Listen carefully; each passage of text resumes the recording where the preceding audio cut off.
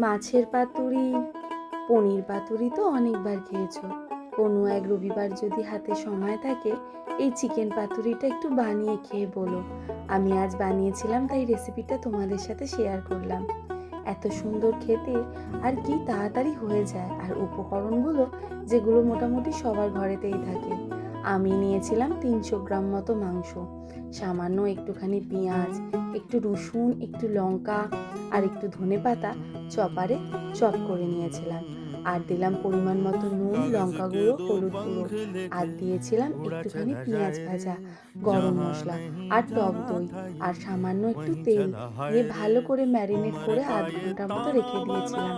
তারপর কলা পাতায় মিশ্রণটি দিয়ে ঠিক পাতুরির আকারে গড়ে নিয়েছিলাম। আমি তো সুতো দিয়েই পাতুরি বাঁধছিলাম, কিন্তু আমাদের বাড়ির সবচেয়ে ছোট সদস্য বলল টুথপেক দিয়েও নাকি কলা পাতার পাতুরি করা যায়। তাই ও আমায় শিখিয়ে দিল, আমি ঝটপট পাতুরিগুলো করে নিলাম। তারপর একটা কড়াইতে সামান্য সাদা তেল গরম করে এপিঠ ওপিঠ ভেজে নিলাম।